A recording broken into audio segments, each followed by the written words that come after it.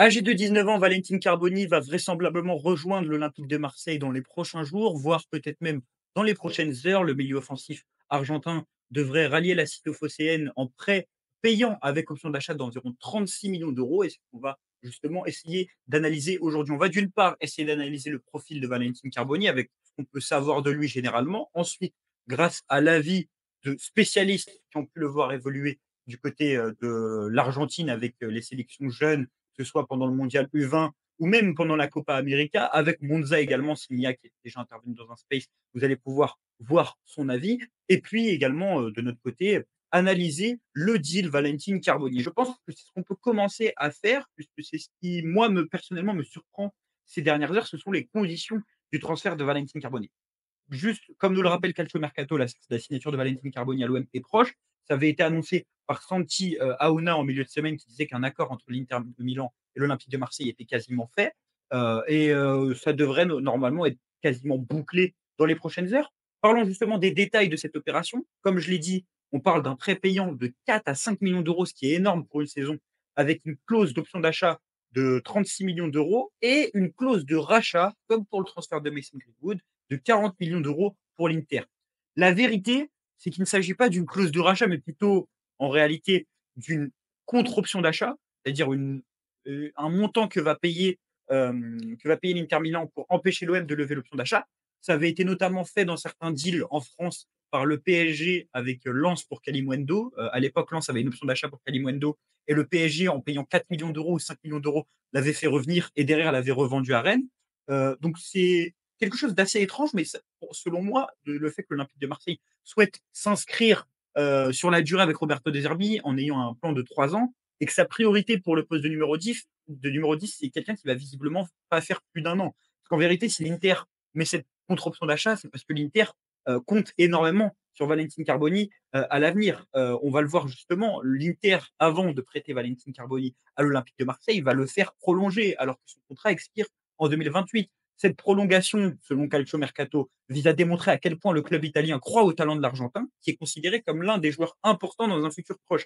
Alors même si son profil ne semble pas coller avec le 3-5-2 d'Inzaghi à l'Inter, parce que c'est un joueur qui joue en tant que numéro 10 et il n'y a pas de numéro 10 à l'Inter, même si Hakan Çalhanoğlu, qui évolue en 6, est un numéro 10 de base, ça montre quand même que l'Inter compte sur lui à l'avenir et c'est quand même étrange de potentiellement recruter quelqu'un comme plus grosse recrue de l'histoire du club à 36 millions d'euros, qui peut repartir au bout d'un an à l'Inter Milan, où on compte toujours sur lui. Et justement, cette volonté de compter sur lui, c'est pas uniquement quelque chose qui est évoqué par les journaux et les médias, c'est quelque chose qui est dit directement par le directeur sportif de l'Inter, Piero Ossilio, qui est un des hommes les plus importants du board de Nerazzurri, et qui disait il y a quelques jours, en pleine discussion avec l'Olympique de Marseille, qu'au retour de Carboni, l'Inter allait échanger avec lui et sa famille et qu'il n'excluait pas le fait à ce qu'il reste avec lui. En réalité, il y avait trois options sur la table pour l'Inter Milan et qui toujours conservaient l'idée de garder la main sur lui parce qu'ils veulent garder la main sur son avenir.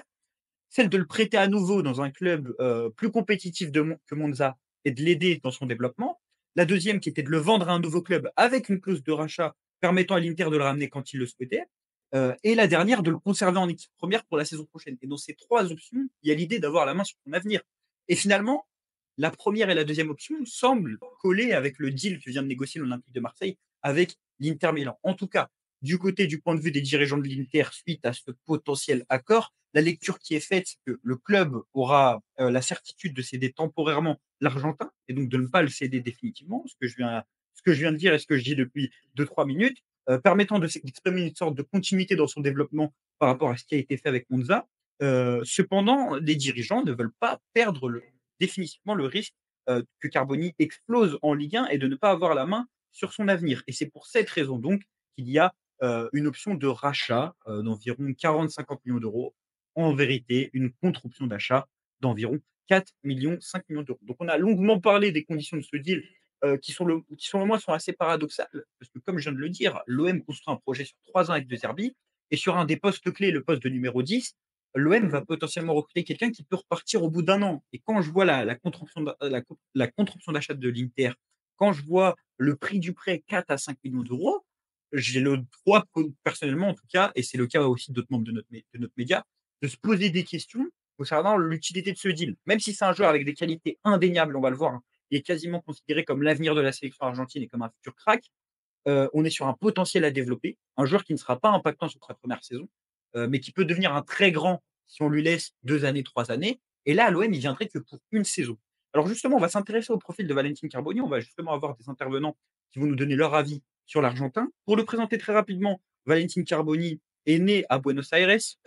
Il y a grandi avant de quitter l'Argentine pour l'Italie. C'est ce donc pourquoi il possède les 2 nationalités, hein, la nationalité argentine et italienne, ce qui lui permettra notamment de ne pas être considéré comme un extra-communautaire, et ça, c'est intéressant pour l'Olympique de Marseille.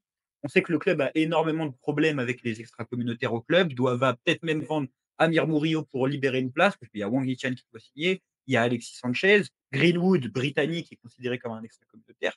Et donc là, déjà, on règle un certain problème. Il est sous contrat avec l'Inter jusqu'en 2028, mais le contrat va être prolongé. Pourtant, ils l'ont déjà prolongé l'année dernière en 2023, donc ils vont enchaîner 3 prolongations en 3 années pour le joueur. Et le parcours de Valentin Carboni, justement, il est assez, commun à énormément de joueurs argentins.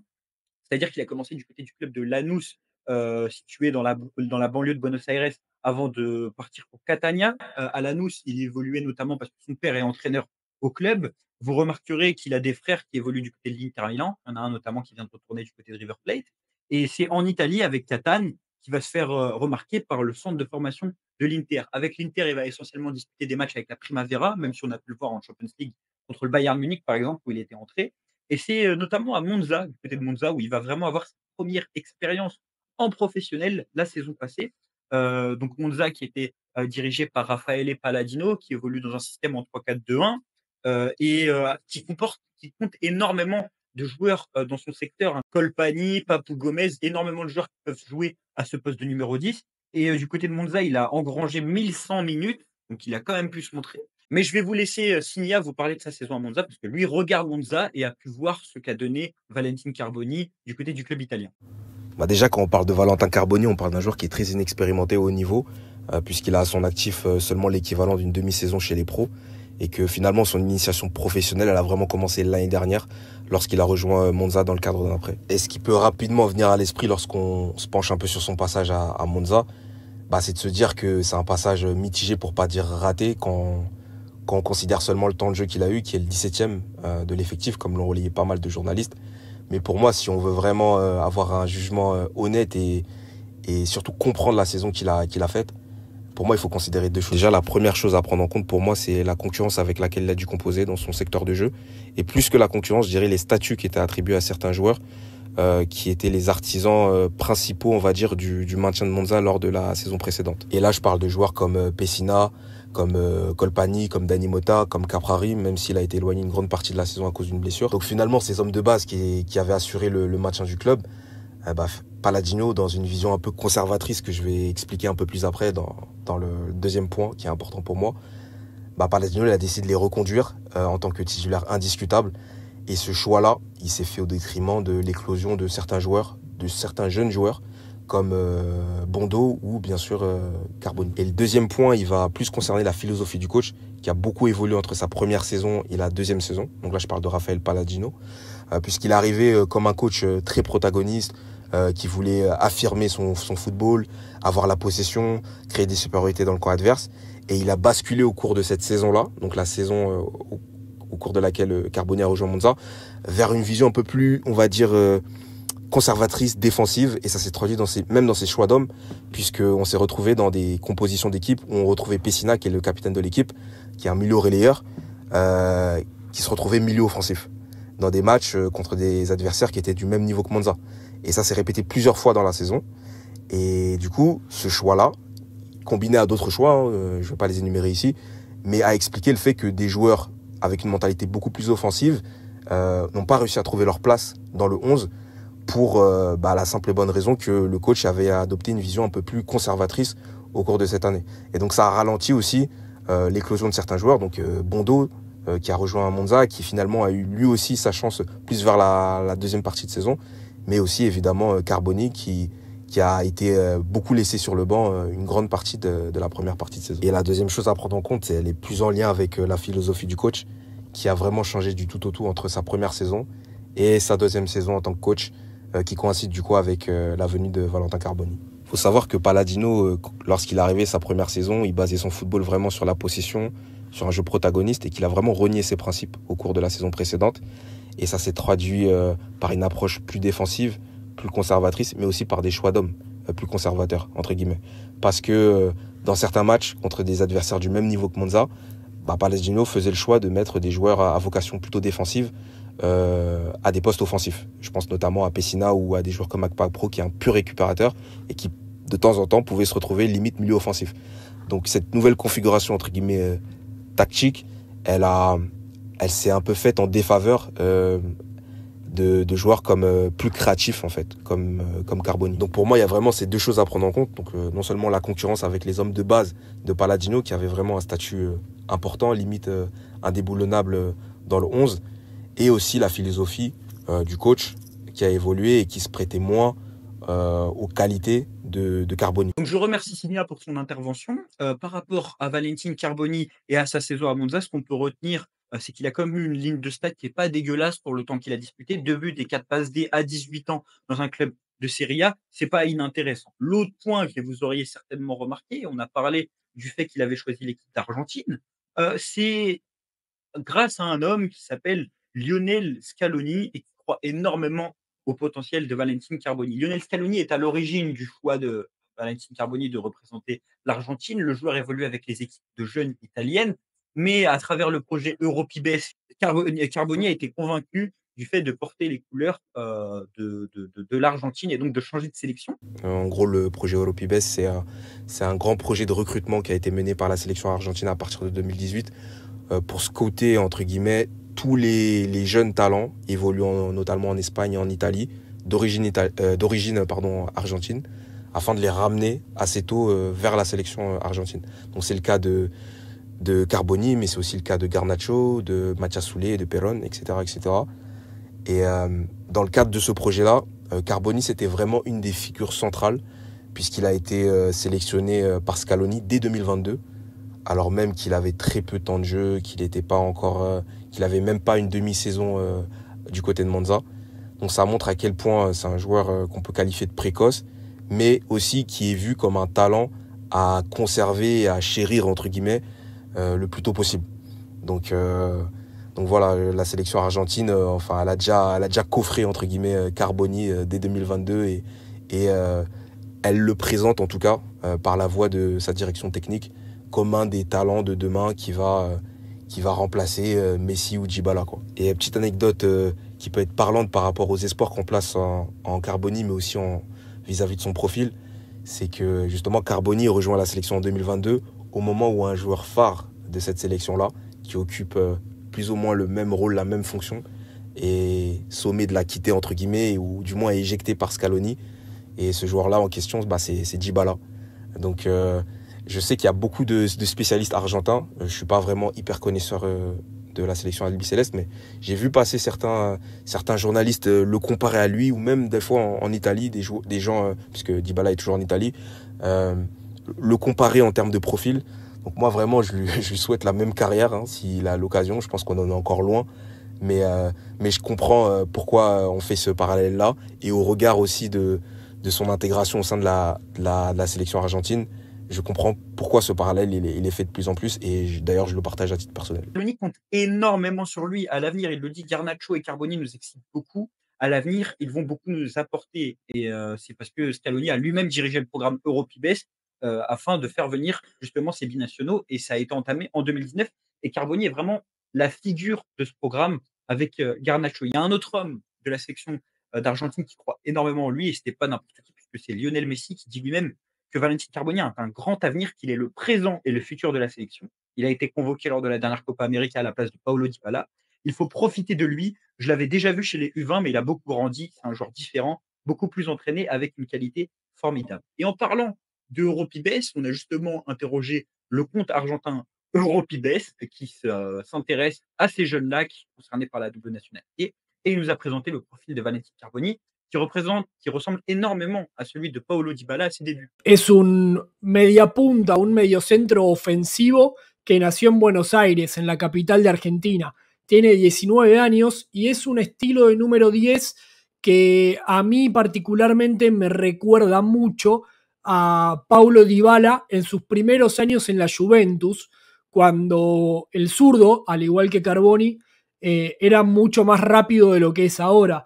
Valentín es un jugador con muy buena visión, con muy buen pase, tiene muy buen remate de media distancia y por sobre todas las cosas tiene una gambeta corta, lleva la pelota bien cerca del pie, no es un jugador que tira la pelota larga y corre en velocidad a los espacios vacíos, sino que prefiere llevarla cerca de su pierna izquierda y controlar qué es lo que pasa en el terreno de juego. Yo le veo como una de sus cualidades más importantes cómo trata el balón. Lo lleva cerca del pie, toma decisiones en mitad de cancha hacia adelante de cómo atacar, tiene la virtud de patear bien de afuera del área, tiene buen remate de tiro libre también, y por supuesto que tiene una visión de juego para asistir a los atacantes muy buena. Quizás le cueste un poco el retroceso defensivo, algo que seguramente en Marsella va a poder incorporar y mucho. Algún día, lamentablemente, Lionel Messi va a abandonar la selección argentina y si sigue Scaloni y mantiene el estilo de juego de la selección, es muy probable que Paulo Dybala ocupe su lugar. Detrás de Paulo, yo imagino que va a estar Carboni. Es la línea más parecida entre jugadores que tiene Argentina. Creo que después de Messi, el siguiente número 10 será Paulo Dybala y detrás de él va a estar Valentín Carboni, que si crece a pasos agigantados dentro de las próximas temporadas, lo cual es posible, quizás incluso pueda ganarle el puesto a Dybala.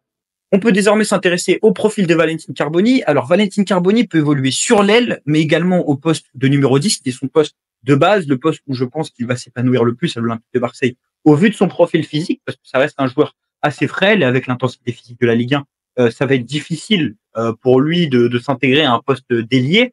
Et c'est justement Signia et Europibes qui vont vous présenter le profil de numéro 10 de Valentin Carboni. Après, si on doit parler des qualités du joueur et de son profil, on est vraiment sur un joueur d'axe qui évolue dans la zone axiale du terrain, qui va être intéressant dans le demi-espace. Et on pourrait donc le catégoriser comme un numéro 10. Mais pour moi, plus qu'un numéro 10, c'est vraiment ce que les Italiens ils appellent un trequartista, dans le sens où c'est pas un joueur qui va vraiment chercher à avoir une grosse empreinte sur le jeu, qui va toucher énormément de ballons, qui va redescendre, qui va avoir surtout une activité importante, comme pourrait l'avoir un joueur comme Odegaard, par exemple, à Arsenal, qui se démène vraiment sur le terrain. Non, là, on est vraiment sur un joueur dont le précaré, on va dire, c'est plus les 20 derniers mètres, que ce soit à travers le tir, la passe, le dribble. C'est un joueur qui cherche vraiment constamment la solution offensive, le geste différenciant dans cette zone du terrain, donc vraiment dans les 20 derniers mètres. À Monza, lorsqu'il est rentré en cours de match, il était plutôt sur le côté droit, en mode ailier droit. Alors ça correspond pas vraiment à ses qualités, mais je pense que Palladino l'utilisait comme ça parce qu'il a revu son 11, sa tactique. Il est passé d'un système à 3 à un système à 4 avec 3 offensifs derrière l'attaquant. Et je pense qu'il l'utilisait aussi dans l'optique de travailler son explosivité avec ballon et travailler un peu plus sa vivacité, parce que c'est un joueur qui en manque un peu. Donc ce qui est vraiment intéressant avec lui, c'est son côté tueur dans le dernier geste, dans les derniers mètres. Il arrive à garder le sang-froid pour prendre la bonne décision, avoir le bon geste qui nécessite une bonne coordination technique, et il l'a. Donc ça, c'est vraiment intéressant. Je pense que ça va vraiment être une plus-value lorsqu'il va vraiment faire sa place dans le 11 s'il a amené à nous rejoindre. C'est sa capacité à toujours exécuter le bon geste de la bonne manière et avoir la bonne prise d'information pour soit délivrer une passe auquel un joueur lambda n'aurait pas pensé, soit tirer de loin parce qu'il a aussi une bonne frappe, soit aussi centrer parce que lorsqu'il arrive proche de la surface de réparation et qu'il est un peu excentré, qu'il rentre sur son pied gauche, il arrive à trouver des angles assez intéressants. Il a déjà été amené à marquer des buts en voulant centrer, donc vraiment on est sur un joueur qui a une palette assez large lorsqu'il s'approche, et dangereux surtout, un joueur dangereux lorsqu'il s'approche des 20 derniers mètres. On demande désormais l'avis de Signia et de Europibes sur l'arrivée de Valentin Carboni à l'Olympique de Marseille. Dans tous les cas, si c'est un joueur qui rate ses débuts à Marseille, dans tous les cas, tu pourras le vendre à un bon prix parce que c'est un joueur qui est identifié comme crack en Italie. Je crois qu'il faisait partie du top 100 de Golden Awards des joueurs des 2005. C'est un joueur qui est très très bien identifié. Donc, de ce point de vue-là, du fait qu'il soit déjà sélectionné, qu'il ait une Copa América à son actif, du coup, je pense que l'Inter le voulait plus parce qu'il ne rentrait pas dans le système de jeu d'Inzaghi. C'est un joueur plutôt voilà, trequartista. Après, il pourrait jouer derrière Lautaro Martinez et tout, mais je pense qu'il a besoin de jouer avec 2 ailiers à ses côtés. Et voilà, pour toutes ces raisons, le fait qu'il soit déjà identifié, je pense que c'est normal qu'il valent autant. Mais si on doit parler des talents italiens en Serie A, les joueurs qui, en tout cas, m'ont vraiment marqué, il y en a beaucoup plus que lui, par exemple, Yildiz, Mathias Soulé, c'est des joueurs qui ont beaucoup plus joué. Donc, bon, comment il s'appelle, Mathias Soulé, il est un peu plus âgé, mais c'est des joueurs qui ont montré beaucoup plus de choses.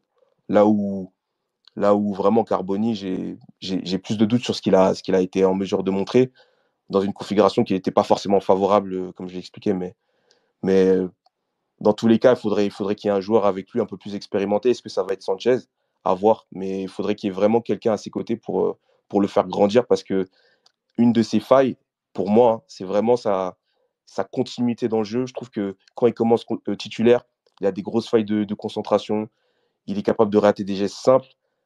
En revanche, lorsqu'il sort du banc, c'est typiquement dans les matchs de fin d'année, là, où quand il sort du banc, il est incroyable dans sa prise d'information, dans sa capacité à éliminer, à trouver les bonnes passes, à faire le geste juste dans les 20 derniers mètres. C'est un joueur qui peut vraiment être incroyable.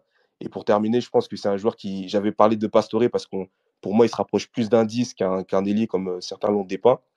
Mais moi, il me fait plus penser à un joueur, plus je le vois, en fait, je me dis, plus c'est une sorte de Dybala. Alors, je compare vraiment pas le niveau. Je sais pas s'il atteindra ce niveau-là, mais c'est pas anodin que Dybala ait été retiré de la sélection et que ce soit lui qui l'ait intégré. Parce que je pense qu'en termes de profil, pas en termes de niveau, j'insiste bien, en termes de profil, je pense que c'est un joueur qui peut être dans cette catégorie-là. La realidad es que se lo valora porque el año pasado jugó el Mundial Sub-20 con Argentina, que se jugó acá en nuestro país, y Valentín fue un poco el abanderado de esa selección. Le convirtió un gol en la primera fecha a Uzbekistán y la verdad es que lo hizo bien, a pesar de que Argentina no llegó lejos en ese torneo. Entonces, el argentino tiene una esperanza depositada en él de cara a futuro, y también fue convocado a la Copa América. ¿Por qué pasó esto? Porque realmente los planes eran que él forme parte de los Juegos Olímpicos, pero el Inter no lo quiso ceder porque ya arrancaron la pretemporada en el Club de Milán. Sinceramente creo que no va a estallar de manera directa, pero imagino que a partir de la segunda parte de la temporada puede llegar a crecer, y mucho. La liga francesa es una liga muy dura, los jugadores son agresivos y quizás eso a Valentín le puede costar un poco en la adaptación, pero en cuanto se acostumbre a ese juego brusco que se utiliza en la liga francesa, estoy seguro que va a explotar. Por otro lado, me parece que 35 millones está muy bien. Si lo pensamos en cuánto rodaje futbolístico tiene en primera división, quizás el precio es alto, pero yo puedo prometer y asegurar que Valentín Carboni tiene condiciones de sobra para ser un grandísimo jugador de fútbol, y me parece que el valor es súper, pero súper acertado. Seguramente dentro de un par de años, ojalá sea mucho y en Marsella pueda estar mucho tiempo, el Olympique lo venda por mucho más, quizás por el doble de lo que lo está pagando. Yo creo que el traspaso al Olympique de Marsella va a ser positivo tanto para el club como para Carboni. Me parece que ahí va a poder crecer, y me parece que es un club que puede darle tiempo de juego, puede darle minutos dentro de la cancha. Seguro se los va a tener que ganar porque es un paso hacia adelante, ya que la última temporada jugó en Monza y no tuvo tantos minutos. Yo creo que en Marsella va a ser diferente, que él ahí va a poder mostrar su jerarquía y su capacidad. Sin embargo, considero que dentro de un par de años, si le va bien, va a terminar en un club gigante, porque esas son las condiciones que realmente tiene él.